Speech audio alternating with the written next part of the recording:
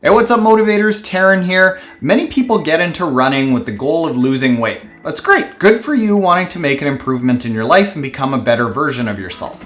Unfortunately, many people get into running to lose weight, see initial progress, then plateau, get discouraged, and give it up because it isn't working.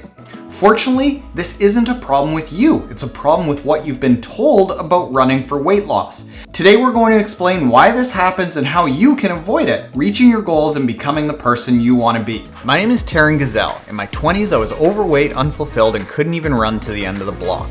Over the following years, I found endurance sports, lost 65 pounds, won age groups, raced world championships, broke records, and trained and learned from some of the best athletes and coaches in the world. You too can use endurance sports to change your life and accomplish your fitness goals. You just need a system that's meant for us amateurs who want to be our best while feeling our strongest and healthiest. My company Motive offers that system, and I want to share some of the tips from it today. When most people get into running to lose weight, they go all in, working really hard. This motivation is great, this is what you need, but there comes a point where people work too hard and derail their own progress. The hard work actually becomes what slows the weight loss down to a crawl. What's happened is that magazines, fitness influencers, and online pundits want you to believe that all you have to do is work hard and that in a few short months you can have the body of your dreams. This just isn't the case. If you've ever seen The Biggest Loser TV show, you know how hard the contestants on that show work to lose their weight. They lose hundreds of pounds by the end of the show. Most of them look amazing, and it's fantastic to see their lives change. Unfortunately, the show doesn't tell us the whole story. Most of those contestants gain that weight back, but it's not their fault. There was actually a study done about 14 of the Biggest Loser contestants who had lost an average of 128 pounds in the show, but they gained back 90 pounds in the years after.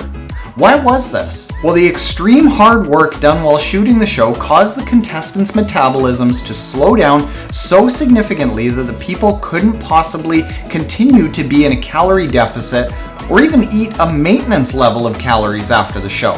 In fact, even 6 years after the show aired, the contestants' metabolisms were still so in the tank that even maintaining weight was almost impossible, so the weight came back on. It was simply a case of too much weight loss too fast, which is the same thing that happens to a lot of weight loss focused runners. So then what's the right way to approach running for weight loss?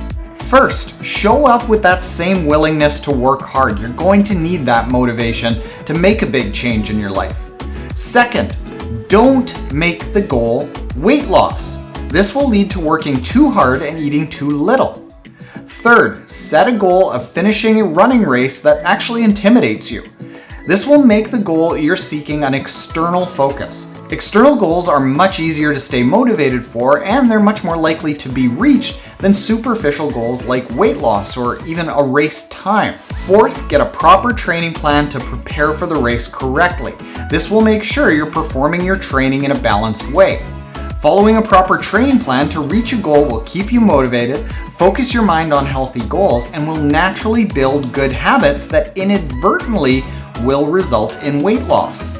So instead of running for the sake of weight loss, which very often leads to undereating, overtraining, and injury, running for the sake of an external goal will lead to eating better, sleeping better, and recovering really well to accomplish the race. You're less likely to stay out drinking at night. You're less likely to have a bad meal because you know that you need to nourish your body to either prepare for a run or recover from a run. You'll naturally be thirsty, so you'll drink more water and want to stay hydrated. You'll be running a lot at a low intensity, making your body more metabolically fit, and running at a very high intensity, making your body stronger, faster, and have a higher VO2 max so that you're able to process oxygen and function day to day much better. Your goals for weight loss will happen on their own. You'll almost definitely stay motivated throughout the entire process, and you'll continue on with more races afterwards, developing a healthy lifestyle, not just being on a weight loss program that's temporary.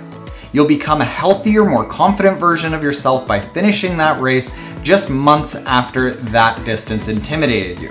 You'll get all the weight loss you want with all the bonuses of becoming an age group athlete. Personally, I can say that this works really well myself because I experienced weight fluctuations going up and down for years, and it wasn't until I started taking on endurance races that the weight loss stuck, and it all of a sudden started happening on its own without me even having to count calories or think about what I had burned that day. The weight loss became easy and the lifestyle became the focus, and what I could possibly accomplish became the goal. Now, if you want a training plan that is going to help with that, we will put a link in the description below to the training plans that we have in our app that are specifically designed for real people who want to accomplish amazing things. It has training plans that will be suited to your unique abilities with the goals that you have in mind. And if you want to go a step further into running weight loss do's and don'ts, check out the video that we did right over there. And I hope you found this helpful. Later, motivators.